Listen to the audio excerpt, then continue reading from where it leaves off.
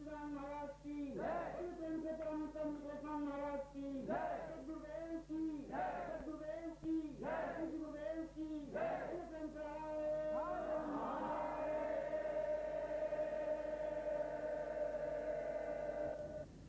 से ही, क्योंकि माँ जगदम्बे को तो हम देख नहीं पाएंगे और उनके चरणों तक इस हार को पहुंचाने की क्षमता प्रभु देंगे, तभी देंगे।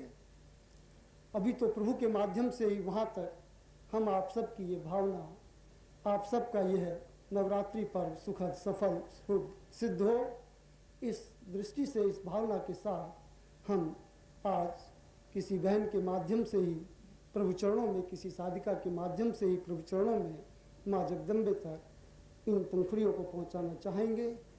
और इसके लिए मैं आप सब की ओर से आमंत्रित करूंगा। हमारे बीच में अनेक साधिका बहन यहाँ उपस्थित हैं और उनमें से पिछले पर्व पर यदि आपने यहाँ रहे हो अमृत महोत्सव पर, तो एक छोटी साधिका ने माँ सरस्वती के स्वरूप में वंदन किया था और वह वंदन सबको बड़ा प्रिय लगा। उसी बहन को मैं आमंत्रित कर रहा हूँ, वह प्रभु चरणों में ये हार समर्पित करे, उसी शुचिता और उसी भावना के साथ।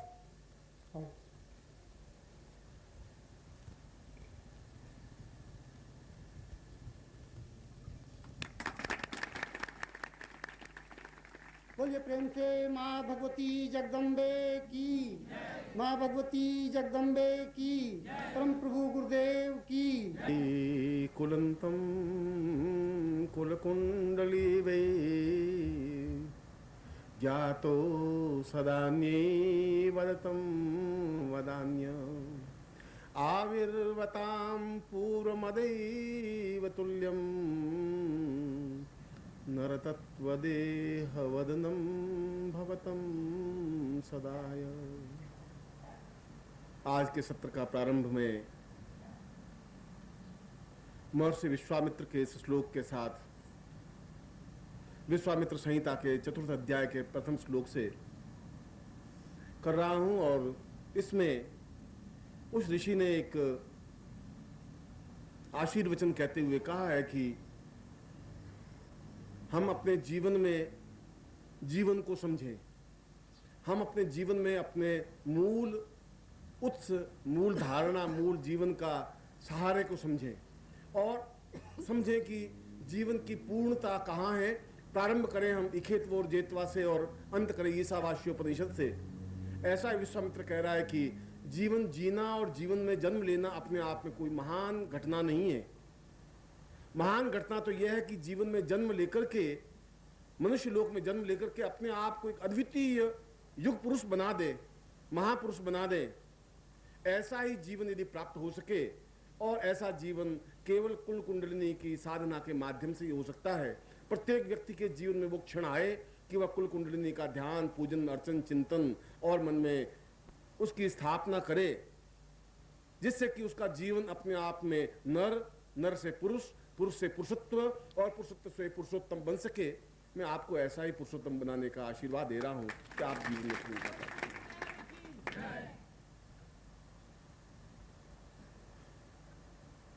इस श्लोक में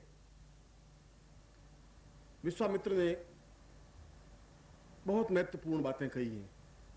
नवरात्रि के इन 4 दिनों में मैंने आपको पाखंड की ओर नहीं खींचा, मैंने आपको शब्दों के जाल में भी नहीं उलझाया।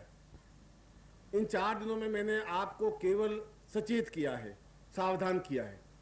मैंने यह बताया है कि मूल रूप से मंत्र क्या है, मैंने आपको यह बताया है कि देवी क्या है, देवता क्या है, मैंने आपको यह बताया है कि उन तक पहुंचने की क्रिया क्या है, मैंने आपको यह बताया कि आप क्या हैं, कहां पर खड़े हैं। केवल उपदेश नहीं दिया है। उपदेश देना मेरा कर्तव्य और धर्म नहीं है, मार्गदर्शन देना मेरा धर्म और कर्तव्य है। उपदेश, और उपदेश शब्द बना है उपदंश से। उपदंश का मतलब है डंक मारना, चोट करना। जो दूसरों को डंक मार सकते हैं उपदेश दे सकते हैं। जो कि जिनमें जहर है, जो जहर भरा हुआ है, वे दूसरों को डंक मार सकते हैं कि तुम कुछ नहीं कर सकते, नरक में चले जाओगे, घोर पापी हो, तुम ऐसा हो, तुम गौदान कर दो। यह एक उपदंश है। इसलिए उपदेश जहां भी हो वहां समझना चाहिए कि यहां डंक मारने की क्रिया है। यहां तो फिर भी इतना अधिक नहीं है।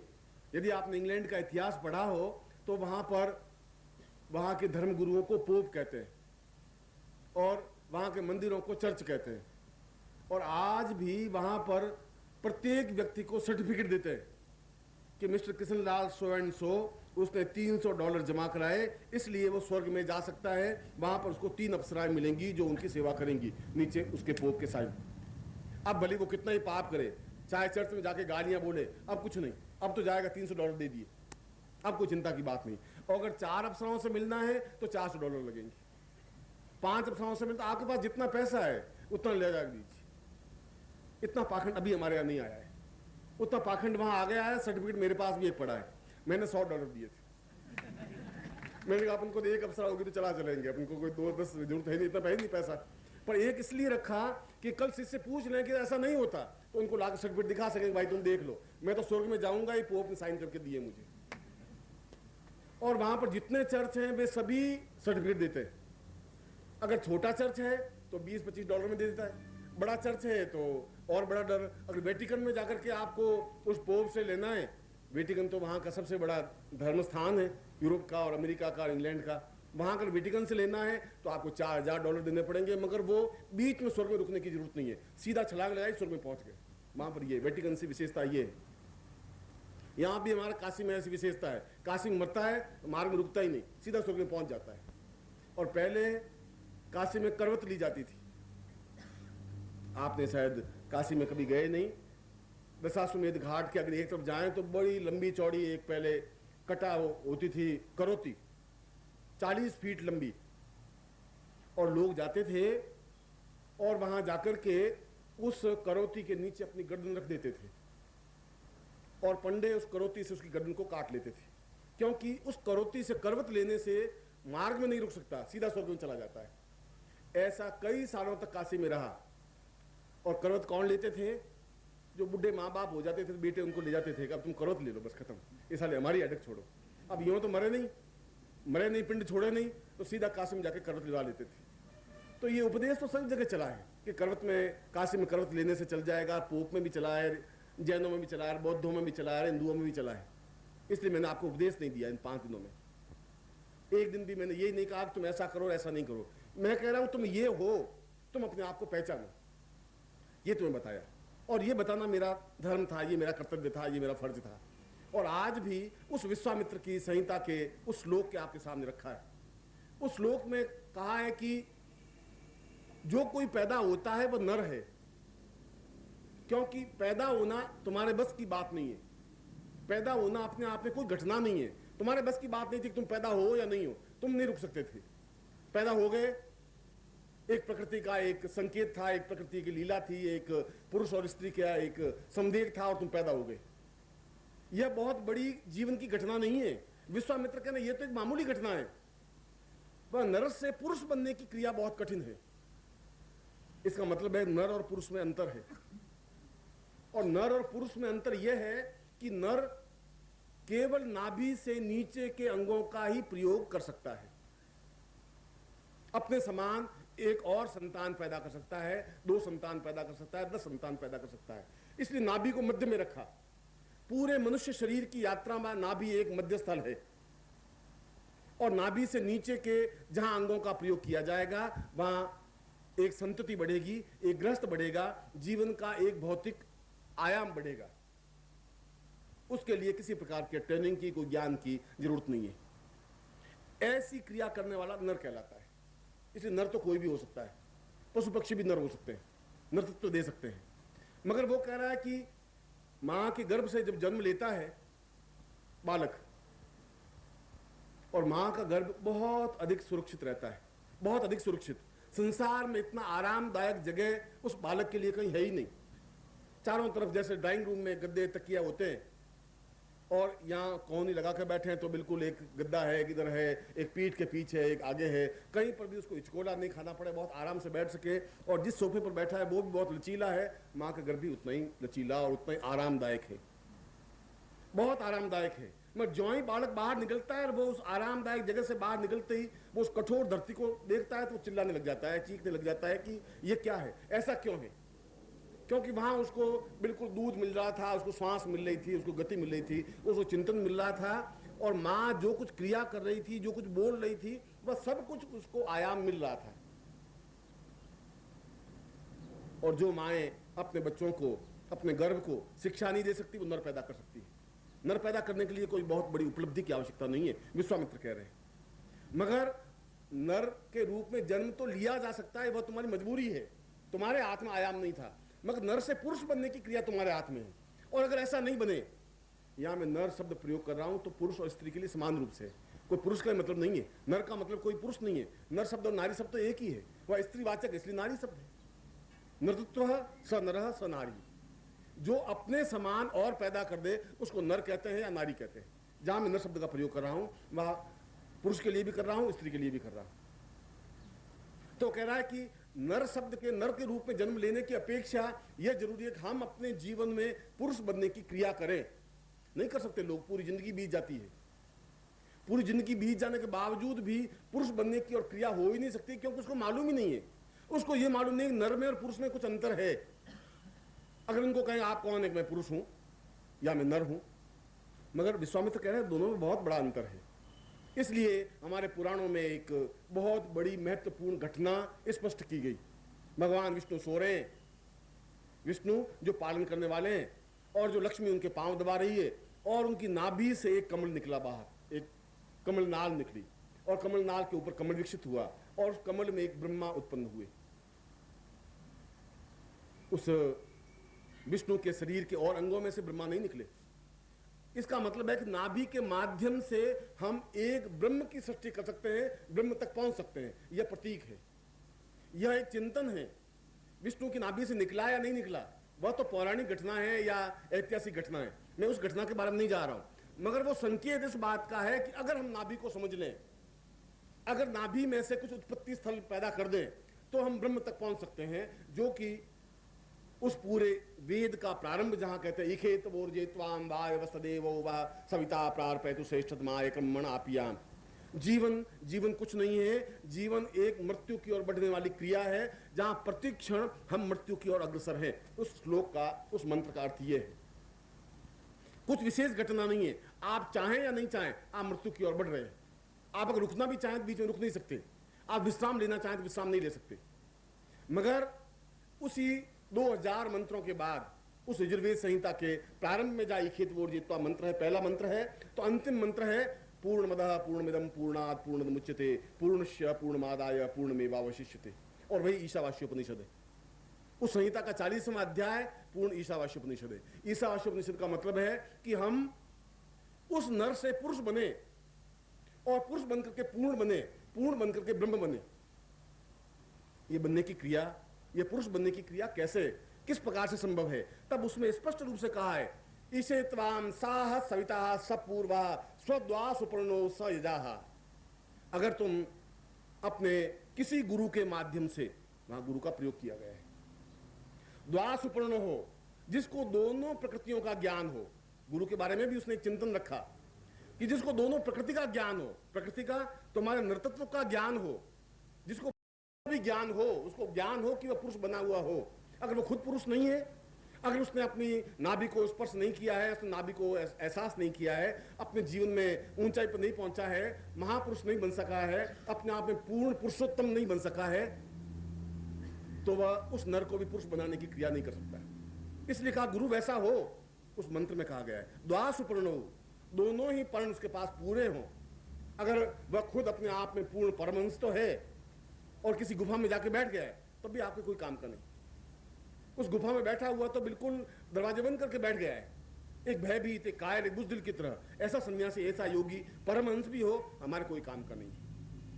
ऐसा हिमालय हमारे कोई काम का नहीं जिसको हम देख नहीं सके, ऐसी गंगा हमारे काम की नहीं जो हमें अवगाह नहीं दे सके, पवित्र नहीं कर सके। उस गंगा से क्या प्रयोजन है? उस गुरु से भी क्या प्रयोजन है जो परमहंस तो हो मगर इतनी दूर बैठा हुआ हम जा ही नहीं सके, मिल भी नहीं सके, जो हमारा कल्याण नहीं कर सके, जो हमें नर से पुरुष की ओर अग्रसर नहीं कर सके। इसलिए उसने कहा ऐसा नहीं, ऐसा जो नरदेह और पुरुष देह को दोनों को जानता हो, और जानता हो और तुम्हारे संपर्क में हो, मैं उस पूरे वेदों को छान करके आपके सामने रख रहा हूं, सत्य रख रहा हूं कि वेद में क्या लिखा है। और अगर वेद में लिखा है तो वेद पागल नहीं है। अगर वेद में ये सब बात कही है तो जरूर तुम्हारे जीवन की एक विशेषता बताई है। और अगर तुम विशेषताओं को नहीं समझो तो ऐसा तो लाखों लोग गरीबी में मर जाते हैं, उसमें कोई लंबी चौड़ी बात नहीं है, तुम भी मर जाओगे। लाखों लोग 4 बच्चे पैदा करके मर जाते, तुम भी मर जाओगे। लाखों लोग शमशान में जाकर सो जाते हैं, आप भी सो जाओगे। उसमें कोई उपलब्धि नहीं है। उपलब्धि है कि जीवन में एक क्षण रुक करके उस पुरुष बनने की क्रिया की ओर अग्रसर हो और उस आनंद को ले सकें। जब उस आनंद को लिया ही नहीं, यदि आपने गंगा पे गए ही नहीं तो उसका आनंद तुम ले ही नहीं सकते। अगर हिमालय में तुम गए नहीं, मानसरोवर पे गए नहीं, तो उस मानसरोवर का आनंद है वो तुम उपयोग नहीं कर सकते। और नहीं कर सकते तो फिर भारत में जन्म लेना ही तुम्हारा व्यर्थ है, फिर बेकार है। भारत में तुम्हें कोई गुरु नहीं मिला तो फिर भारत में जन्म लेना नहीं लेना तुम्हारे लिए उपलब्धि नहीं है। इसलिए चाहे वो पुरुष हो चाहे स्त्री हो, एक क्षण रुक करके निर्णय करे। ईशावास्य उपनिषद स्पष्ट कह रहा है। विश्वामित्र कह रहा है अगर ऐसा नहीं है, इसलिए उस नाभि के अंतस्थल से, उस नाभि के मूल सत्व से और पूर्णता के साथ आगे बढ़े और पूर्ण ब्रह्म तक पहुंचे। और ब्रह्म तक पहुंचना क्यों जरूरी है? ब्रह्म तक पहुंचना इसलिए जरूरी है कि हम अपने 7 जीवन को देखने की क्रिया में सफलता पा सकते हैं। 7 जन्मों को, 7 जीवन को। और कल भी मैंने बिल्कुल एक नवीन बात कही थी, तुम्हें प्रामाणिक बात कही थी। पहली बार बात कही थी कि हमारे पास केवल एक देह नहीं है। मैंने कहा था तुम्हारे पास 7 देह हैं और उन 7 देहों को भेद करके आगे बढ़ने की क्रिया है। यह तुम्हारे जीवन में आवश्यक है। तुम्हें तो एक देह का ज्ञान है। तुम्हारा ये है कि ये हाथ है, ये पांव है, ये नाक है, ये कान है, बस एक देह का ज्ञान है। यह तो भू है जो जमीन पे चल रहा है, भूमन जमीन। इस जमीन पर जो चलने की क्रिया जिसके माध्यम से हो रही है वह भू। और गायत्री मंत्र का तात्पर्य ये नहीं कि आप 24 घंटे गायत्री मंत्र को भूर्भुवः स्वः तत्सवितुर्वरेण्यं भर्गो देवस्य से, ऐसा तो कुछ है ही नहीं। उसमें कहा है कि इसके मूल सत्य को समझने की जरूरत है। भूर्भुवः स्वः क्या मतलब, क्या है, तात्पर्य क्या है। इसको चीखने चिल्लाने से और रटने से तो कुछ नहीं होगा। हरिद्वार में एक आश्रम है, वहां अगर आप चले जाएं तो वहां गायत्री मंत्र का व्यापार होता रहता है। व्यापार ऐसा है कि आप गए और आपने कहा गायत्री मंत्र जपने का, तो मुझे तो ज्ञान है नहीं, मुझे जरूरत नहीं है। तो वहां पंडित बैठे हैं, वो आप 2 रुपए ले देंगे और कहते हैं 2000 गायत्री मंत्र जप लेंगे आपकी। 5 रुपए से 5000 गायत्री मंत्र जप लेंगे, 10 रुपए से 10,000 गायत्री मंत्र जप लेंगे। क्या होगा उससे? तुम्हारे वजह से कोई खाना खा लेगा, कोई ब्राह्मण खाना, उससे तुम्हारा क्या? तुम्हारे पेट में तो कुछ रोटी जाएगी नहीं। और तुम भी अगर 1000 बार गायत्री मंत्र का उच्चारण कर दोगे तो उससे क्या होगा? उस गायत्री मंत्र के मूल बीजों को, और मूल बीज है भूर्भुवः स्वः, इतना ही तो बीज है। आगे तो सविता मंत्र है, तत्सवितुर्वरेण्यं भर्गो देवस्य धीमहि धियो न प्रचोदयात्। यह तो उसकी इन मंत्रों की व्याख्या है, इन बीजों की व्याख्या है, मंत्र तो नहीं है वो। ये तो खैर फिर कभी कोई प्रवचन का अंश आएगा तो मैं समझाऊंगा कि गायत्री मंत्र का तत्सवितुर्वरेण्यं क्या मतलब है। मैं भूर्भुवः स्वः का कल मैं समझा रहा था कि उन 7 शरीरों में अंदर प्रवेश करने की क्रिया, जहां भूलोक है, स्वलोक है, महलोक है, जनलोक है, तपलोक है और सत्यलोक है। लोक का मतलब है देह। उन देहों तक जहां पहुंचे तब हम नाभि के अंतस्थल तक पहुंच पाएंगे, जहां द्वासुपर्णो हो, जहां पर मूल उत्स है, जहां पर सही अर्थों में नर से पुरुषत्व बनने की क्रिया है। इसलिए नाभि से ऊपर जब आदमी पहुंचता है श्वास लेता हुआ, तब आदमी एक ऊंचाई पर पहुंचता है, सहस्त्रार तक, जिसको ऊंचाई पर पहुंचने की क्रिया को कुंडलिनी जागरण की क्रिया कहते हैं। नीचे पहुंचने की क्रिया को गृहस्थ कहते हैं। ये दोनों में मूलभूत अंतर है। एक आदमी गृहस्थ होता हुआ भी कुंडलिनी जागरण कर सकता है और वो ज्यादा कर सकता है। सन्यासी तो कर ही नहीं सकता। सन्यासी की बात ये नहीं है कि सन्यासी तो अपने आप में एक रूढ़ है, एक जड़बद्ध हो गया है। सन्यासी में सरसता नहीं है, उसमें मधुरता नहीं है। और जिसमें सरसता मधुरता नहीं है वैसे सूखे पेड़ के नीचे सहारा नहीं मिल सकता। पेड़ तो हरा भरा होना चाहिए, झूमता हुआ चाहिए, लहराना होना चाहिए। गुरु तो ऐसा होना चाहिए जिसके नीचे बैठने से एक शांति मिले, एक आनंद मिले, एक अवगाहन मिले। ऐसी चीज होनी चाहिए। बिल्कुल सूखा ठूंठ जिसके नीचे बैठ ही नहीं सके और बहुत चंदन का भी वो ठूंठ हो तभी छाया नहीं दे सकता है, उस छाया से लाभ हो भी नहीं सकता। इसलिए अगर गुरु है, द्वासुपर्णा है, अगर वह इस जीवन को समझता है तो तुम्हें उस कुंडलिनी के बारे में पहुंचाए और तुम्हारे सारे जीवन की यात्रा को समझाए और तुम्हें उस नर से पुरुष की ओर अग्रसर करे और लफा जीवन नहीं करे। और लफा जी उसमें विश्वामित्र ने कहा है, शब्दों को किसी प्रकार से ऐसा नहीं करे कि शिष्य को समझ में नहीं आए। और यदि आप कहीं जाएं तो किसी घाट पे चले जाएं और आप कहें कि महाराज मैं तो कुछ जानता नहीं, आप कुछ कुंडलिनी जागरण की करने की क्रिया, बच्चे तुम नहीं समझते, ये चीजें तुम्हारे बस की बात नहीं है, तुम जाओ, तुम कुछ नहीं कर सकते, पहले 4 महीने आश्रम में रहो, सेवा करो, फिर हम सोचेंगे। महाराज को खुद को ज्ञान है ही नहीं। जब महाराज को खुद को ज्ञान नहीं तो तुम्हें कुछ ज्ञान दे ही नहीं सकते। अंधे अंधा ठेलिया दोनों कूप पड़ंत। जो गुरु अंधा है जाका गुरु भी अंधला, चेला खरा निरंध। गुरु अंधा है तो चेला तो पक्का अंधा होगा, गारंटी के साथ। उसको थोड़ा धुंधला था, गुरु तो फिर भी थोड़ा बहुत तो रोशनी होगी, वो तो पक्का। और अंधे अंधे को ठेल करके दोनों कुएं में गिरेंगे। वहां तो ऐसा ही होता है, वैसा कुछ नहीं। शब्दों के जाल से तुम्हें उलझा है तो समझ लेना चाहिए ये गुरु नहीं हो सकता, ये कोई लफाजी है जो तुम्हें कहे कि बच्चे कुछ नहीं, माया, ये ब्रह्म, ये चिंतन, ये ऊपर अंतरिक्ष, ये विचरण और जीव। महाराज ये तो सब सही है, कुंडली तुम्हें बस की बात नहीं, ये लफाजी। एक ठाकुर साहब थे, उसने एक नौकर रखा। ठाकुर साहब की पहले बड़े बाल थे और ऊपर पगड़ी बांधते थे, और आपने देखा होगा उन ठाकुरों को तुर्रा लगाते थे ऊपर अलग, अब तो नहीं लगाते हैं, मगर पगड़ी बांधते थे, पगड़ी के ऊपर तुर्रा लगाते, जैसे शादी में लगाते हैं वैसा कलंगी लगाते थे। नौकर थोड़ा मुंह फटता, तो उसने कहा कि ठाकुर साहब हुक्को पी लो या हुक्का पी लो।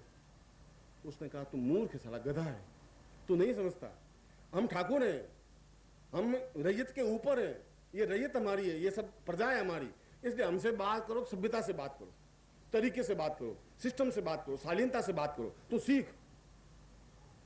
जो भी बात करो एक नजाकत से, एक तरीके से, एक सिस्टम से। मैं ठाकुर हूं, तुम मुझे बात करने के लिए ऐसे हुक्का पी लो, ऐसा नहीं। आप जो आज्ञा देंगे, मैं तो नौकर हूं, मुझे तो वही पालन करना है। एक दिन ठाकुर साहब बैठे थे, हुक्का गुड़गुड़ा रहे थे, और वो एक चिंगारी उछली, क्योंकि हुक्का आपने देखा होगा तो नीचे पानी भरा होता है, ऊपर एक चिलम होती है जिसके अंदर अंगारे होते हैं, उसके ऊपर तंबाकू होती है, और वो हुक्का गुड़गुड़ाती है।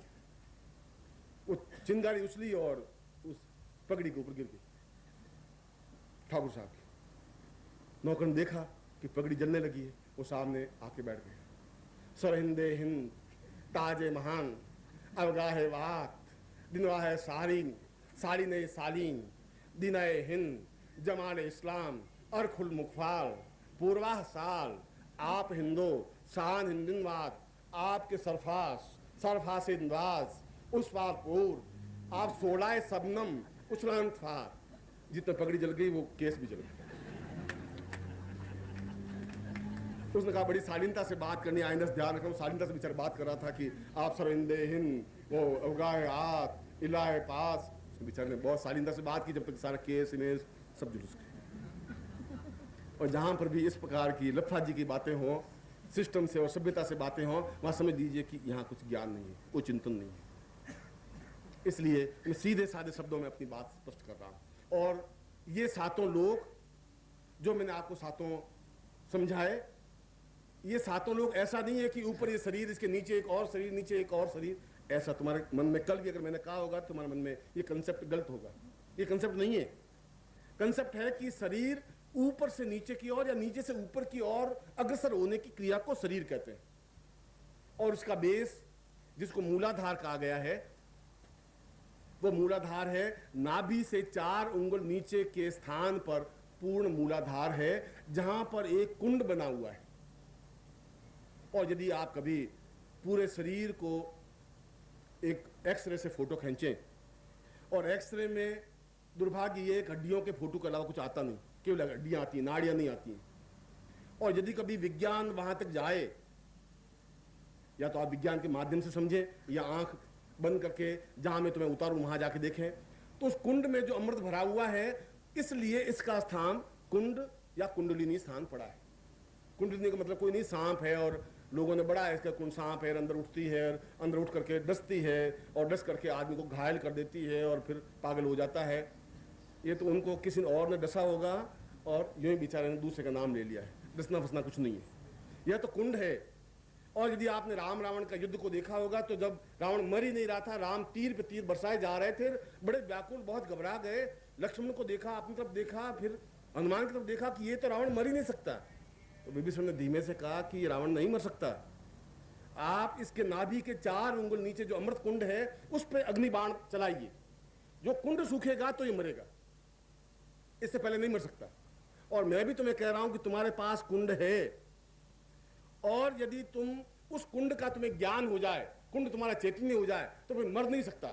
केवल कोई अग्नि बाण चला करके तुम्हें मार सकता है, मृत्यु तुम्हें नहीं मार सकती, ये गारंटी की बात है।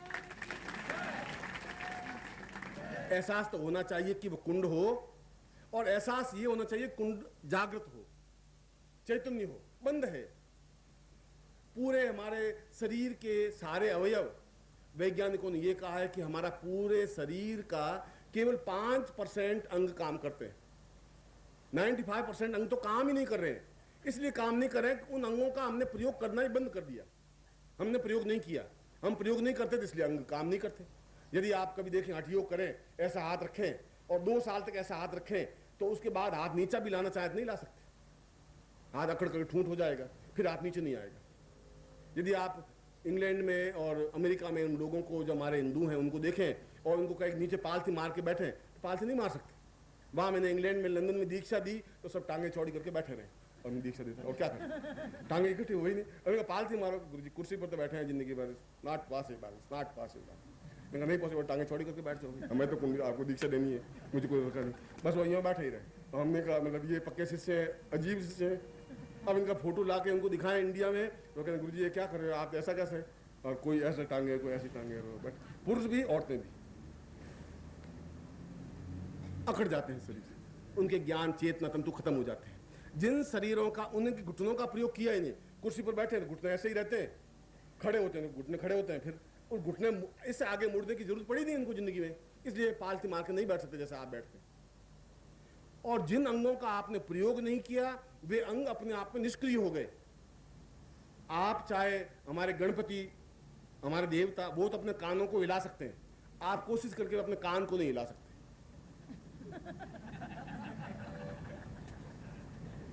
अरे हमारे देवता हिला सकते हैं, तुम क्यों नहीं हिला सकते? इसलिए कि हमने कान को हिलाना ही बंद कर दिया जिंदगी में, हमें जरूरत पड़ी नहीं। मक्खी अगर उड़ती है तो हाथ से उड़ा देते हैं, बस खत्म, इसलिए हमें जरूरत पड़ी नहीं। जरूरत पड़ी नहीं तो कान जो है जो के त्यों रह गए। इसका मतलब है कि वो रूढ़ हो गए, बद्ध हो गए, उन कानों को हिलने की क्रिया समाप्त हो गई। और इसी प्रकार से हमारे मस्तिष्क में, और जिसको मस्तिष्क में ज्ञान चेतना प्रवाह का है, इड़ा, पिंगला और सुषुम्ना, 3 नाड़ियां, पूरे शरीर में 3 नाड़ियां हैं, इड़ा है, पिंगला है और सुषुम्ना है। और सुषुम्ना नाड़ी प्रत्येक व्यक्ति के दोनों बाहों के बीच में आज्ञा चक्र में तो है ही, गारंटी के साथ है, और किसी जगह उसका पता चले या नहीं चले। अगर पहले के वैद्य होते थे तो नाड़ी देखते थे, और नाड़ी देख करके सब कुछ बता देते हैं कि तुम्हें ये बीमारी है, ये नहीं है। इसका मतलब है कि यहाँ की नाड़ी पूरे शरीर को संचालित करती है। मैं जब सन्यासी जीवन में था तो एक निर्भयानंद मेरे शिष्य थे,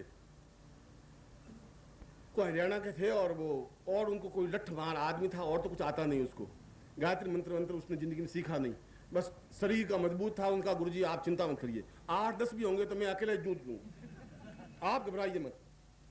और कभी कहीं से जाके चाकू लेके आवे, घिसा करके तैयार, गुरुजी आप देख लीजिए। अरे मैंने कहा सारा तुमको तो मुझे मार देगा कभी, तुम्हारा तो कोई भरोसा नहीं, किस में तुम्हारी खोपड़ी घूम जाए और तुम चलो गुरुजी आप तुम्हारा हिसाब किताब करते हैं। लेकिन निर्भयानंद ऐसा नहीं चलेगा। उनका गुरुजी आप प्रणाम, मैं बैठा हूँ, सारा आंख निकाल दूंगा। और मैंने कहा आंख निकालने की जरूरत ही नहीं है, अब मैं निकालना है तो मैं निकाल दूंगा, बस वो एक ही बात। मैं और तो लोगों से भयभीत होता नहीं होता, निर्भयानंद से जरूर भयभीत रहता। सोता तो मैंने कहा तू कुटिया के बाहर सो, मैं अंदर सोऊंगा, या तू नहीं कुछ जहां आप माँ में, मैं कहता तू कुटिया में रहे, मैं बाहर जाके सोता हूँ, और क्या करूँ तुम्हारा। 7 चक्रों को मूलाधार से लगा करके सहस्रार तक के उन 7 चक्रों को 7 द्वार कहे गए हैं, या ये कहा गया है कि ये 7 चक्र अपने आप में 7 देह है। जो मैंने कल देह के बारे में बताया, भूदेह और भूदेह स्व महाजना तप सत्यम, इन सारे देहों को पार करने की क्रिया उस कुंडलिनी, उस नाभि के नीचे अंतस्थल से प्रारंभ होकर सहस्रार तक पहुंचने की क्रिया है। इसलिए ये उल्टी यात्रा है।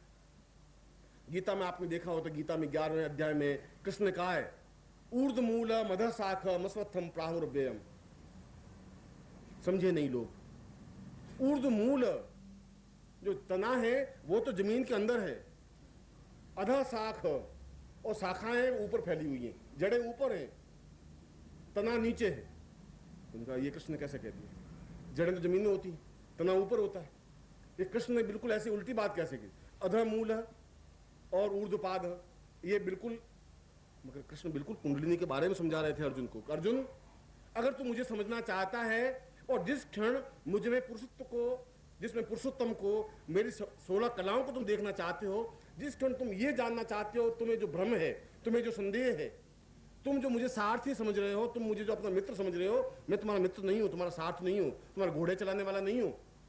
मैं अपने आप में पूर्ण 16 कला, पूर्ण पुरुषोत्तम हूं, ईश्वर हूं, ईश्वर का अंशत्व हूं। मगर तुम्हें समझने के लिए अधः मूलम अधः शाखम अश्वत्थम प्राहुरव्ययम छंदांस यस्य पर्णानि रक्तम वासी पुरुषा। अगर तुम इसको नीचे से लगा करके ऊपर तक की यात्रा जो मैं तुम्हें करवाना चाहता हूं करोगे, तो मैं विराट रूप को देख पाओगे। इससे पहले तुम विराट रूप नहीं दे सकते। और मैं भी तुम्हें वही बात कह रहा हूं, यह ऊपर से नीचे उतरने की क्रिया नहीं है। क्योंकि मनुष्य जन्म लेता है तो अपने आप में उल्टे शरीर से जन्म लेता है। पहले उसका सिर जन्म लेता है, फिर उसके पांव जन्म लेते हैं। यदि कोई पांव से जन्म ले ले तो अपने आप अपशकुन माना जाता है, क्योंकि सारी क्रिया ही नीचे से ऊपर की ओर बढ़ने की क्रिया है। उस नाभि से और नाभि के अंतस्थल से, मूलाधार से ऊपर उठने की क्रिया है।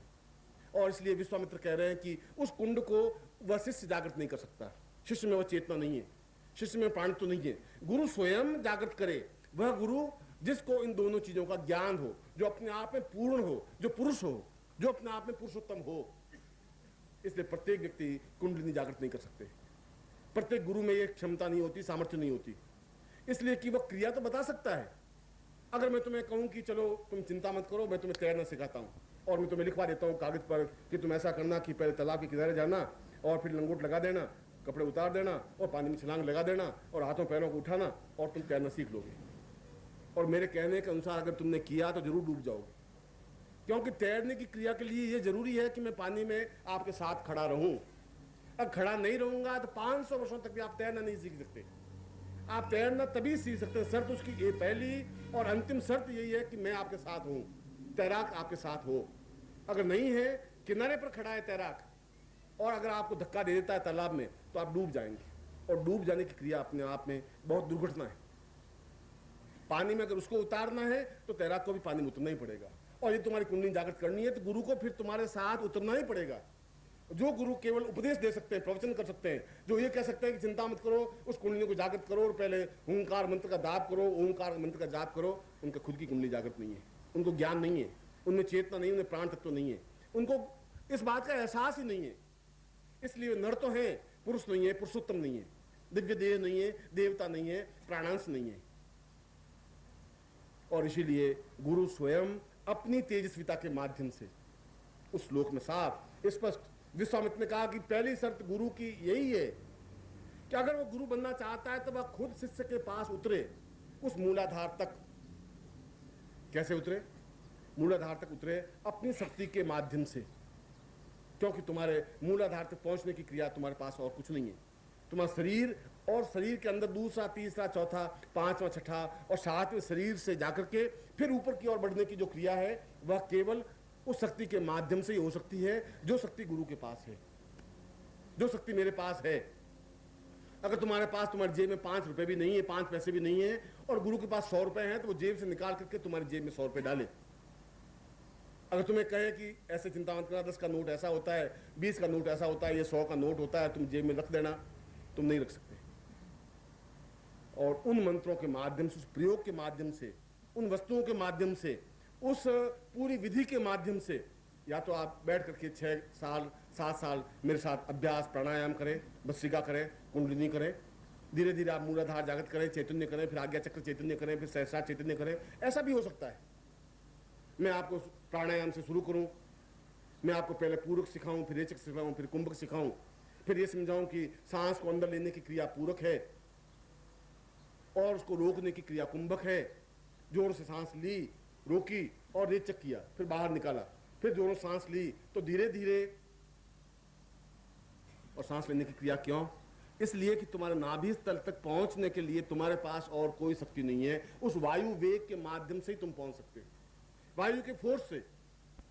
और यदि तुम सांस लेते हो तो सांस बहुत तुम सांस लेने की क्रिया तुम्हें ज्ञात ही नहीं है। तुम सांस नहीं ले रहे हो, तुम जिंदा ही नहीं हो, मुर्दा हो। और मुर्दा इसलिए कि तुम्हें सांस लेने की जब कला ज्ञात नहीं है तो सांस तुम ले नहीं सकते। अगर सांस लेने की क्रिया तुम्हें कभी देखनी हो तो तुम देख सकते हो। केवल 2 महीने के बच्चे को तुम देखिए, जहां 2-3 महीने का बच्चा हो, वो लेटा हुआ हो, नींद में हो, तब आप देखिए वो सांस लेता है तो पूरी नाभि उसकी धड़कती है, सांस लेता रहता है, नाभि धड़कती रहती है। इसका मतलब है उसका नाक का संबंध, सांस का संबंध सीधा नाभि से है और शरीर के ठेठ भाग से लगा के सांस की क्रिया पहुंचती है।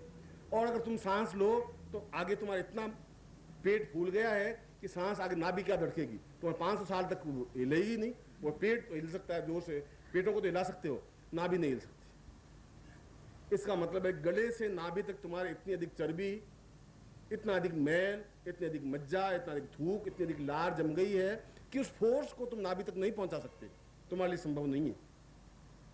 फिर भी शास्त्र कह रहे हैं कि बार बार उस सांस को लेने की क्रिया करनी चाहिए, प्राणायाम क्रिया करनी चाहिए। उस प्राणायाम के माध्यम से 2 साल 3 साल बाद जिस दिन तुम नींद लो और तुम्हारा नाभि धड़के तो समझना चाहिए सांस लेने की क्रिया तुम में आई।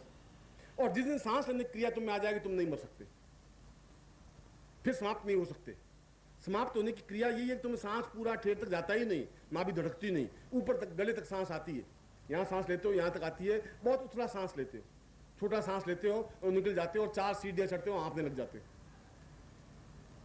और इसीलिए विश्वामित्र कह रहा है कि नहीं ले सकते वो सांस, इसलिए गुरु स्वयं अपने मंत्रों के माध्यम से अपनी शक्ति के, या तो शक्ति वो वायु है, प्राणायाम क्रिया है, अगर उस शक्ति के माध्यम से नहीं तो अपनी शक्ति के माध्यम से उसके कुंडलन को जागृत करे, उसके कुंड को जागृत करे। और जब कुंड जागृत हो, जब मूलाधार जागृत हो, तो उसके बाद में वो अपने आप में ईड़ा सुषुम्ना जागृत होगी, ऊपर की ओर अग्रसर होगी। एक क्रिया, और एक क्रिया प्राणायाम के माध्यम से, भस्त्रिका के माध्यम से, जोरों से सांस लेने की क्रिया के माध्यम से, जोरों से सांस छोड़ने की क्रिया के माध्यम से, एक क्रिया वो भी है। मैं इस कुंडलिनी के उस प्रयोग को संपन्न आपको इसलिए करवा रहा हूं कि आपको मैंने कल बताया था कि तुम्हें अगर अपने जीवन में संपूर्ण ब्रह्मांड, मैंने ब्रह्मांड शब्द इसलिए संसार शब्द प्रयोग नहीं किया, संसार में तो केवल आप और हम ही रहते हैं, पर संसार के अलावा भी कुछ लोग हैं, देवलोक है, पितृलोक है, यमलोक है, वरुण लोक है, और सैकड़ों प्रकार के लोक हैं, मगर आपने देखे ही नहीं। आपने देखे नहीं तो इसलिए आप कह नहीं सकते कि नहीं है। देखा तो आपने इंग्लैंड भी नहीं है, लंदन देखा नहीं आपने, मगर आप ये नहीं कहते लंदन है ही नहीं, इसलिए कि आप गए नहीं, आपने देखा नहीं। मगर लंदन का अस्तित्व है, पेरिस का अस्तित्व है, न्यूयॉर्क का अस्तित्व है, वाशिंगटन का अस्तित्व तो है, तो शहर तो है। तुम नहीं गए, मैं गया इसलिए मैं कह सकता हूं कि वाशिंगटन ऐसा है, मैं कह सकता हूं कि व्हाइट हाउस ऐसा है। इसलिए तुम भी उस पितृलोक में गए नहीं, तुम उस यमलोक में गए नहीं, तुम देवलोक में गए नहीं, इसलिए तुम ये नहीं कह सकते है ही नहीं। तुम मेरे साथ चल करके देख सकते हो, अगर तुम्हारे पास पासपोर्ट है तुम जाकर अमेरिका देख सकते हो। इसलिए उन ब्रह्मांड और जिनकी तुम पूजा करो, जिनकी साधना करो, जिनके चित्र लगा रखे हैं तुमने सामने, ये इस संसार में तो है नहीं, भूलोक पर तो है नहीं। भूलोक से ऊपर के जो लोग हैं, जिनको हम देवलोक कहते हैं, जिनको हम इंद्रलोक कहते हैं, जिनको हम पितृलोक कहते हैं, जिनको यमलोक कहते हैं, जिनको वरुण लोक कहते हैं, उन अंतरिक्ष में, उन ब्रह्मांड में, उन लोकों में अगर तुम जा सको तो उनके दर्शन कर सकते हो। इसलिए उस मंत्र की रचना, उस मंत्र का ध्यान, उस देवी का ध्यान, उस जगदम्बा को अपने सामने साक्षात करने के लिए अपने अंदर पूरे ब्रह्मांड को जागृत करना पड़ेगा। जब अंदर का ब्रह्मांड जागृत हो जाएगा तो तुम्हारे प्राण अपने आप में उस देह से अलग होते हुए उस पूरे ब्रह्मांड में विचरण कर सकेंगे। उस ब्रह्मांड का इस ब्रह्मांड से सीधा संबंध जुड़ जाएगा। इस लाइट का और इस माइक का मैं बोल रहा हूं और ये माइक खत्म हो गया, अब मैं बोल रहा हूं, तुम्हारे पास आवाज नहीं आ रही। आवाज इसलिए नहीं आ रही कि ये जो बिजली की धारा थी वो यहां से यहां तक पहुंच रही थी, मैंने धारा बीच में तोड़ दी, तुम्हारे पास नहीं पहुंच रही है, और ये धारा जो जोड़ूंगा तुम्हारे पास आवाज पहुंची। जहां पर भी तुम्हारी धारा टूटी, उस ब्रह्मांड से तुम्हारे शरीर के अंदर के ब्रह्मांड की धारा को जोड़ना जरूरी है। ब्रह्मांड तुम्हारे शरीर में भी है और ब्रह्मांड इस पृथ्वीलोक के ऊपर भी है, इन दोनों का संबंध करना जरूरी है। और ये दोनों का संबंध करने की क्रिया को कुंडलिनी जागरण क्रिया कहते हैं, ये जरूरी है। और जहां कुंडलिनी जागृत नहीं है वहां देवताओं के दर्शन नहीं हो सकते। 10,000 वर्ष तक मंत्र जाप करने से भी कुछ नहीं हो सकता। और इसीलिए इस शिविर के मध्य में मैंने इस बात को एहसास किया कि तुम्हारी कुंडलिनी जागृत होनी चाहिए। ये बहुत आवश्यक है। जागृत होनी चाहिए, क्रियमाण होनी चाहिए। क्रियमाण होने के साथ साथ उस ब्रह्मांड का अपने आप में प्रस्फुटन होना चाहिए।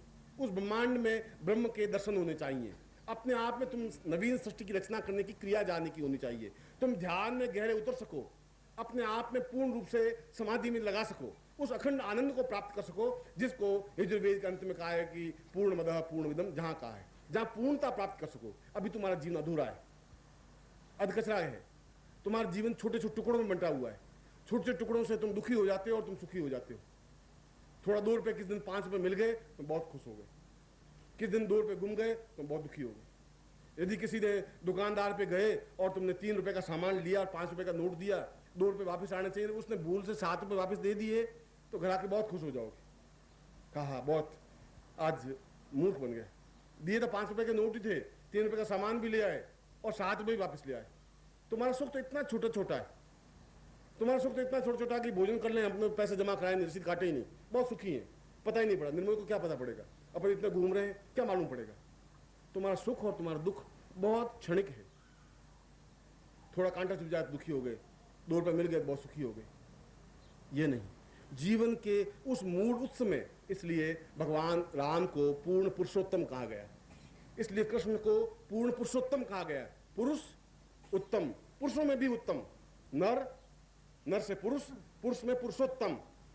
और मैं भी आज जो तुम्हें प्रयोग करवाने जा रहा हूं वह पूर्ण पुरुष और पुरुषोत्तम बनने की क्रिया है। एक मामूली शिष्य नहीं, एक मामूली व्यक्तित्व नहीं। और तुम भी इस चीज को समझ नहीं पाओगे, क्योंकि ऐसी क्रिया करने के बाद तुम्हारे शरीर में कोई बहुत बड़ा परिवर्तन नहीं आ जाएगा। ऐसा नहीं हो जाएगा कि तुम्हारे चेहरे से रोशनी फूटने लग जाएगी। ऐसा भी नहीं हो जाएगा कि तुम जाकर दीवार से टकराओ तो एकदम दीवार गिर जाएगी। ऐसा खोपड़ी तुम्हारी फूटेगी उसमें भी। तुम अगर मैट्रिक फेल हो तब भी तुम्हारा चेहरा शरीर ऐसा का ऐसा है। इंटर पास हो जाओगे तभी शरीर वैसा का वैसा ही रहेगा। बीए पास हो जाओगे तभी तुम्हारा शरीर वैसा का वैसा रहेगा। बंटन रसेल बन जाओगे तभी शरीर ऐसा का ऐसा रहेगा। बंटन रसेल का शरीर कोई बहुत अद्भुत वस्तु नहीं है, और कोई अमेरिका के राष्ट्रपति का शरीर तुम्हारे शरीर से कोई बहुत ऊंचा महान अद्वितीय नहीं है। कृष्ण का शरीर भी वैसा ही था जैसा तुम्हारा है। उसमें अंदर डेप्थ बहुत हो जाएगी, गहराई बहुत हो जाएगी, उस ब्रह्मांड की रचना हो जाएगी। इसलिए उस ब्रह्मांड में तुम्हें एक अखंड आनंद की अनुभूतियां होने लग जाएगी। आज सुबह तुम्हें ध्यान की प्रक्रिया समझाई होगी और तुम बताया होगा कि बिल्कुल निर्विकल्प, बिना हिले डुले जहां बैठेंगे अपने आप अंदर उतरने की क्रिया होगी। और मैं जब प्रयोग करवा रहा हूं तो सुबह मैंने ध्यान प्रयोग इसलिए करवाया था कि तुम्हारा ध्यान लगेगा नहीं। करवाया मैंने जरूर, मैंने कहा था तुम्हें 10 मिनट का ध्यान प्रयोग करवाना। मैंने इसलिए करवाया कि तुम खुद देख सको कि ध्यान नहीं लगा। ध्यान इसलिए नहीं लगा कि तुमने आंख बंद करके बैठे तो सही, ऊपर हवाई जहाज की आवाज आ रही है और तुमने सुनी। यदि पास में कोई व्यक्ति बोला तो तुमने आवाज सुनी। इसका मतलब है कि इस बाह्य संसार से तुम्हारा संबंध था। और मैं जो प्रयोग करवाने जा रहा हूं, इस प्रयोग के बाद अगर वापस ध्यान लगाओगे तो बाह्य संसार से तुम्हारा संबंध एक तरह से कट जाएगा। पूरे गहराई में उतरते जाओगे वहां तक जहां ब्रह्म का स्थान चैतन्य का। इसलिए मैं यह प्रयोग उपदेश के माध्यम से नहीं कर रहा हूं, मैं खुद तुम्हारे साथ चलता हुआ तुम्हारे उस मूलाधार को जागृत करता हुआ और मूलाधार के कुंड को चैतन्य करता हुआ। और मूलाधार के कुंड को चैतन्य करने का मतलब है समस्त ब्रह्मांड को चैतन्य करता हुआ। अंदर जितना तुम्हारा ब्रह्मांड है उस ब्रह्मांड से, उस ब्रह्मांड का बिल्कुल एक संबंध स्थापन करता हुआ वह प्रयोग संपन्न करवा रहा हूं, जो पिछले 10 वर्षों में शिविर लगाने पर ग्रस्त जीवन में मैंने कभी संपन्न करवाया नहीं। यह तुम्हारा एक सौभाग्य है और यह मेरे जीवन की विशेषता है कि मैं उस प्रयोग को आपको संपन्न करवाया। आपके सामने गुरु चित्र हो, अक्षत हो, कुमकुम हो, जल हो, और जो आपने सामान लिया है वह सामान आप संक्षिप्त इसलिए कर रहा हूँ। तुम खुद गर्मी में बहुत परेशान हो रहे होंगे और गर्मी बाहर भी बहुत ज़्यादा है, तुम तकलीफ पा रहे होंगे, मैं ऐसा एहसास कर रहा था। मगर जितना मुझे समझाना था उतना तो समय मुझे लेना ही था। जो वस्तुएं आपने ली हैं वे अपने सामने फैला करके 1 2 3 4 5 पाँचों एक साथ सामने रख दीजिए। फिर आप बिल्कुल सही रूप में बैठ जाएं। कुमकुम को पानी में से घोल दें और फिर अपने ललाट पे तिलक कर दें। नमो शुनंताय सहस्रमूर्तये सहस्रपादाक्षरोरुबाहवे सहस्रनाम्ने पुरुषाय शाश्वते सहस्रकोटिधारणे नमः। हस्त प्रक्षालनम, हाथ धो लीजिए। शिखा बंधनम, चोटी की गांठ लगाइए।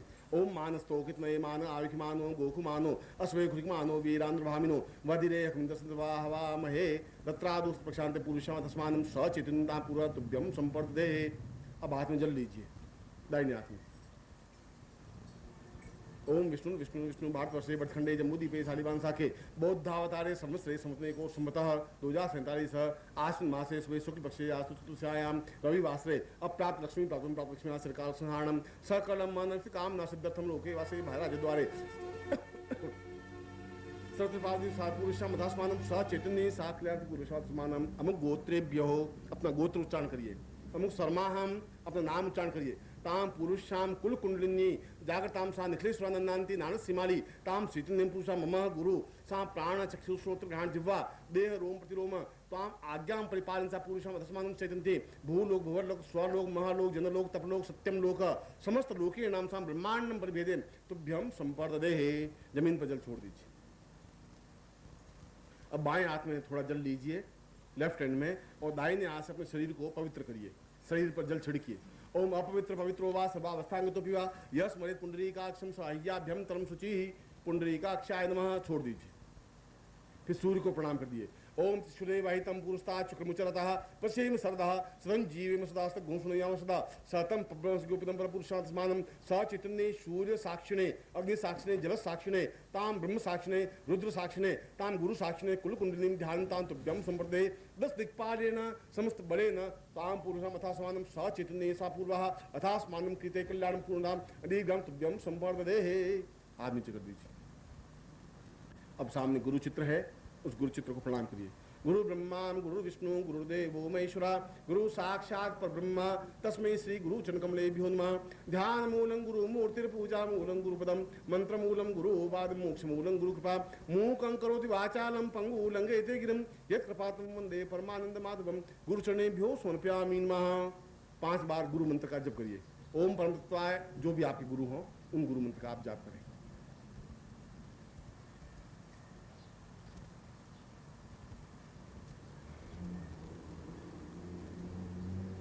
बाह्यंतरिभ्यो सा पुरुषमाथसमान त्रिवारम स ओंकार रूपेण सा ओंकार रूपेण सा तुभ्यम संप्रदे। बाह्य ब्रह्मांड का आंतरिक ब्रह्मांड से जोड़ने के लिए 3 बार ओंकार की हम ध्वनि करेंगे। और ओंकार की ध्वनि का मतलब है ओम की ध्वनि हो जब तक तुम्हारी सांस विराम नहीं ले तब तक बोलते रहना है। सांस को तोड़ना नहीं है। जितना लंबा खींच सके आप खींचें। मत सीधे बैठेंगे। मेरुदंड आपका सीधा होना चाहिए, झुके हुए नहीं। हरि ओम।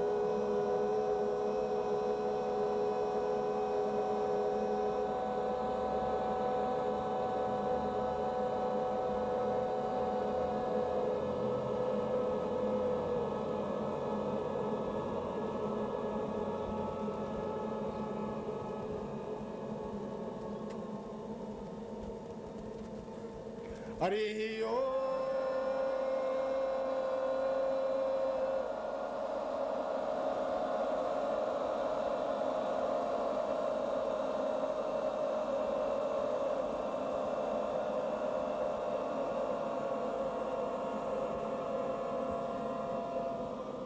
हरि ओम।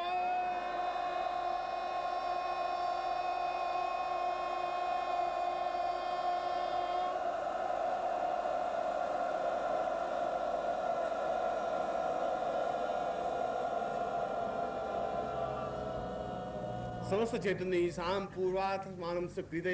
दाहिने हाथ से जहाँ मैं अपने अंगों को स्पर्श करूं आप भी अपने अंग को स्पर्श करें। साम पुरुषाम अथास्मानम स चैतन्य सा पुरुषाम अथास्मानम कृते सा लाठे साम पूर्वाम अथास्मानम स कुंडकुंडलिनी साम पुरुषात्मानम नासिको सा घृणा पूर्वात्मान नासि मुखे साम पूर्वात्मानम स कृते सा पुरुषे ग्रीवायाम स्वय पूर्वात्मानम स तिंदी लब्धि पूर्णा साम पुरुषे वक्षसे वक्षस्थलो सा पूर्वात्मानम स चैतन्य सा पुरुषे अरे सा एतः नाथ सा चा पूर्वात्मानं साति सति उदरौ सा पूर्णासी पूर्वसाति साधिजाम सा लिंगे पुरुषात्मानं सा बाहुभ्यं जंगाभ्यां परसे पुरुषं पादयोः साम से चरणेषु एत कल्याण पुरुषे दास पुत्रादि साथि बाहुभ्यां बिंदुमस्तमि साम पृष्ठोर में राष्ट्र से पुरुषे समस्त शरीरेभ्यो सा चैतन्य सा तुभ्यं संपर्दे।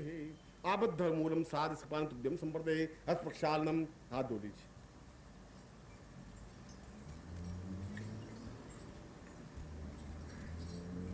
अब आपने सामने जो पांचों सामग्री है, उन पांचों सामग्री को जल से स्नान कराइए, वहीं उसको रहने दीजिए, वहीं पर जल आप डालिए।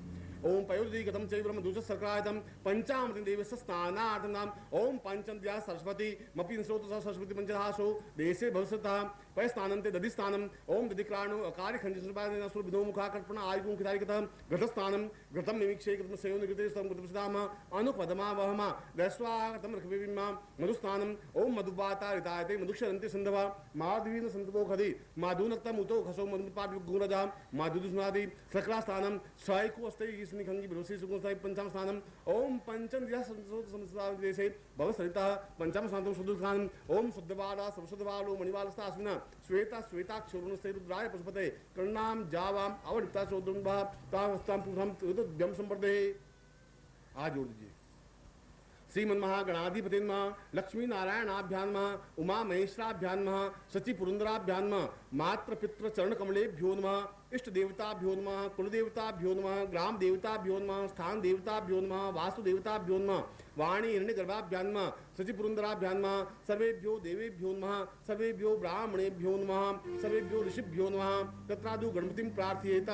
ओम गणानंतवा गणपति गौं हवामहे प्रियानंतवा प्रियपति गौं हवामहे निधीनांतवा गौं हवामहे वसोम आह मजा निगर्भधमात्मजा शीघ्रदम्मा गणपति ध्यानं ताम रिद्धि सिद्धिसितं महागणपतिं आवाहयामि स्थापयामि नमः तत्रादु ब्रह्मां स्थापयामि नमः आ ब्रह्मन् ब्राह्मणो ब्रह्मसी जायता महाराष्ट्रे राजन्य सूर एक व्याधि महारथो जायताम दोग्ध्री दे नुर्वोढ़ा नटवानासु ब्रह्म स्थापयामि तथा रुद्र स्थापयामि। ओम नमः संभवाय च मयो भवाय च नमः शंकरा य च महेश्वरा य च नमः शिवाय च शिवतराय च तत्रादु विष्णु स्थापयामि। ओम विष्णुराट विष्णु तेजस्तो विष्णु सूर्य विष्णु द्वोषि वैष्णव विष्णुमित्वाः तत्रादु इंद्र वरुण कुबेर ताम पुरुषामथवानं पितृलोक साम देवलोक सा समस्त साम लोकेण साम देवी बगलामुखी साम ताम पुरुषामथस्मानं स देवी चामुंडाम ऐं ह्रीं क्लीं सा महाकाली महालक्ष्मी महासती समस्त देवी देवतेभ्यो ताम आवाहयामि स्थापयामि नमः।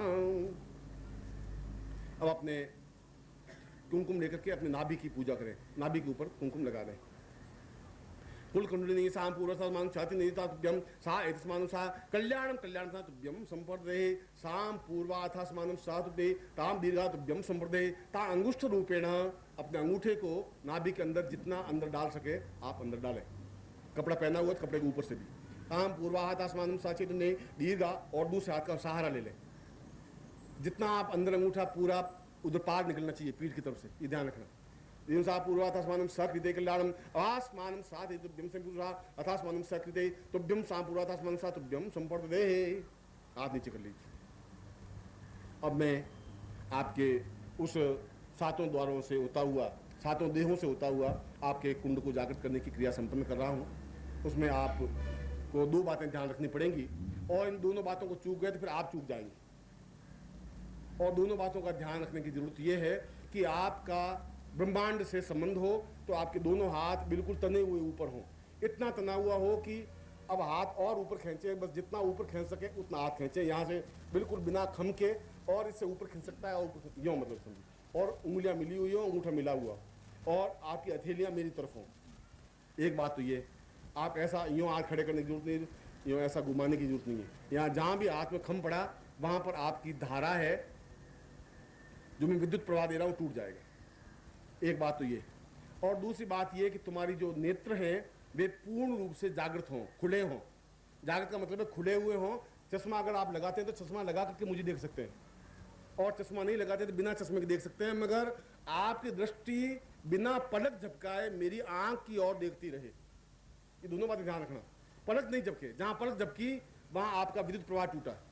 मैंने उस दिन भी अपने प्रवचन में समझाया था कि आंख के माध्यम से आप ग्रास्पिंग कर सकते हैं, आंख के माध्यम से निकाल सकते हैं। यहाँ ग्रास्पिंग करने की बात है, लेने की बात है, अंदर उतारने की बात है। इसलिए संपूर्ण ब्रह्मांड से संपन्न स्थापित होता हुआ मेरी शक्ति के साथ मैं आपके शरीर में प्रवेश कर रहा हूँ, वहाँ जहाँ आपका अमृत कुंड है, जहाँ जागृति देनी है, जहाँ चैतन्यता देनी है, और उस ब्रह्मांड को उस ब्रह्मांड से जोड़ना है। इसलिए दोनों क्रियाएं आपकी होनी चाहिए। जहाँ पर भी हो मेरा चेहरा आपको दिखे या नहीं दिखे, पर मेरी नेत्र तुम्हें दिखने चाहिए। मैं अगर इधर मुंह करूँ या इधर करूँ या इधर करूँ, आपका शरीर तो नहीं हिले। अकंप, अकंप का मतलब है कि अगर उसके ऊपर सांप भी चढ़ जाए तो आपका शरीर नहीं हिलेगा, और नेत्र झपकेंगे नहीं। शरीर नेत्र बहुत दूर की बात है, पलकें भी नहीं झपकेंगी। और हाथ में खम नहीं पड़ेगा। तीनों बातें आपके सामने स्पष्ट होनी चाहिए। जरूरत एक सेकंड के लिए।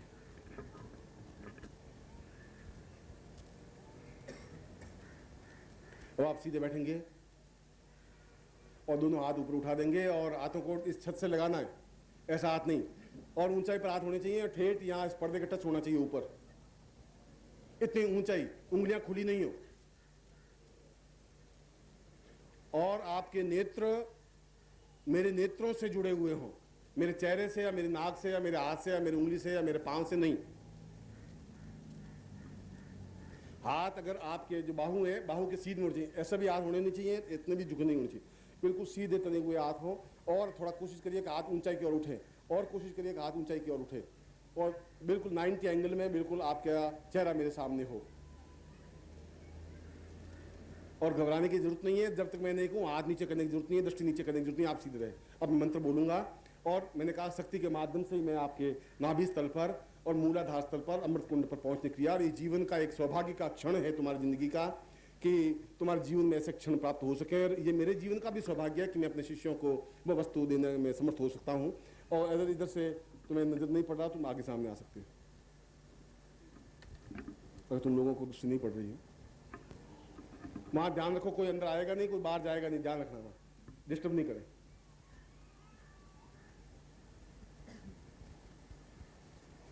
बैठ जाओ नीचे फुर्ती से, अपनी जगह नहीं छोड़ोगे, ठीक है, ऑल राइट।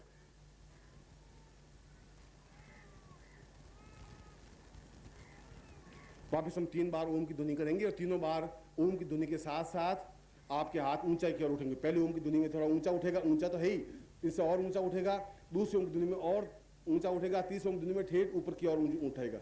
ये ध्यान है ऊर्ध्वमूल, अपने आप के शरीर को ऊर्ध्व उठा देना है। हरि ओम।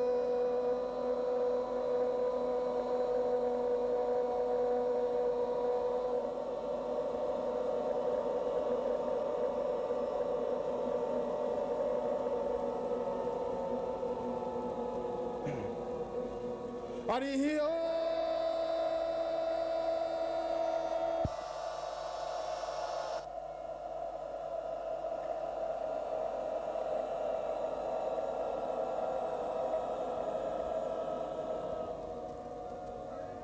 बिल्कुल हाथ नीचे नहीं करेंगे आप। हरि ओम।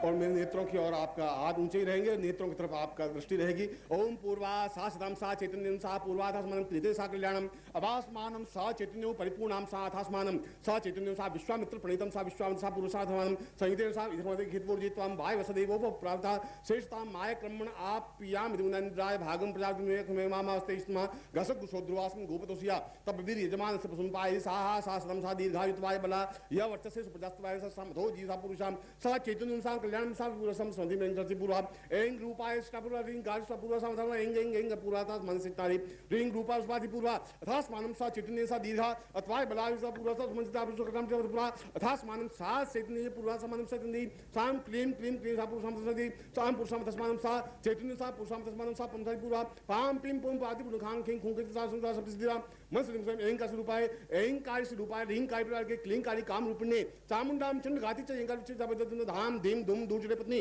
वाम भीमों वाग दिश्री क्रांग क्रीं कुं काली देवी शान सिंह सुमेश सुमंकुं हों हों हों का रूपिणे जंजुरादि भ्राम भीम भ्रूम भैरवी भैरवानी तो वहाँ अंग कंचंडन तम पम मेन संबिंदुराय मर्दया मर्दया मलय मलय जागरे जागरे तोटा तोटा दीप्तम दीप्तम सा पुरा तस्मन सा चेतन सा पुरुषाम स्मरणम चेतन चेतन सा पुरुषा धर्म नाम से पुरुषा आंग आंग आंग सा पुरुषाम धर्म से पुरुषी कल्याण सा पुरुषाम सा चेतन सा कल्याण से पुरा अथास्मानं सा चेतन सा दीर्घ सा पुरुषे अथास्मानं सा कृते कल्याणम पूर्णता सा पुरुषाम सा चेतन सा पुरुषा अथास्मानं सा दीर्घ सा विष्णु राडम स्नो तपते स्तोष्णो सुविदां से पुरवा समासी इंदन देवी सा पुरुषाम देशाम देशाम काली कराली भासी बुवादी भवानी भवाद दिशा पूर्वसम चैतन्य साग्नि कल्याणम तामसी पूर्वासमानम सा चैतन्य सा दीर्घा पूर्वासमति सा पूर्व उदासमानम सा दीर्घ उतवाय बलाचे पूर्वसम समाचित से सा हा साम साम सब दीर्घा पूर्वासमनि सा कृते सा कल्याण सा पुरुषम पुरुषम समानम सा चैतन्य सा पुरुषाधर्मम साम साम सम सम मृम सा पुरुषम हुं हुं का रूपेण जन सा पुरुषाधि राम राम राम पुरुषम जन सा पुरुषम अंक सा पुरुषाधर्मनि अंकाम साम पूर्वासमन सा चैतन्य सा दीर्घा उतवाय बलाचे पूर्वासम चैतन्य सा पुरम कल्याण कल्याण का पुरुषम सा धाम धीम धूम दूटे वाम भी मुक्त क्रांग क्रांग क्रांग समझ साम सुनती समस्त भूलोक समझ भूलोक स्फोटे स्फोटे साम भूलोक स्फोटे जागत लोकम सा कृत कल्याण बलांसी सा दीर्घा अत्वाय बलासी पुरुषाधर्म चैतन्य सा पुरुषम कल्याणम सा पूर्वाधर्म चैतन्य दीर्घात्वाय पुरुषा सा दीर्घो सा पूर्वा अथास्मानं सा दीर्घे अथास्मानं सा पुण्यं कल्याणम कल्याणम कल्याणम सा पूर्वाधर्म चैतन्य दीर्घोत्वाय बलाते पुरुषाधर्मनं सा चैतन्य सा पूर्वाधर्मनं कल्याणम कल्याण सा पुरुषाधर्मनं भुवसे पूर्वाधि चिंताय सा दीर्घो सा उचा सा पूर्वा सा चैतन्य सा बुद्धि गुरुवे सुमन निखेश्वर नंदंती सा आवाहयम सा पूर्वान जागते जागतम रा पूर्वे सुमेरा पूर्वाम सुपुरा सा गुरुवे सा गुरुसे पुरुषान ब्रह्मासिम राशि इंद्रन देवी सुमतवतमानो भवन थेनम सिम स्फोटे स्फोटे जागरे जागरे तोड़े तोड़ा दीपम दीपम कुरु कुरु साम प्राम पाम से पाम पाम पाम उसी कांति गुजो सासी सुसुदी मन सिंह समिंकादि सिलुबाय रिंका बिचाके क्लिंसर जामुसा अथास्मानं सा चित्तन सा पूर्वा अथास्मानं सा कृते कल्याणम कल्याण पूर्वा समनति रातु से पूर्वा समनति रातु से पूर्वा अथास्मानं सा कृते साम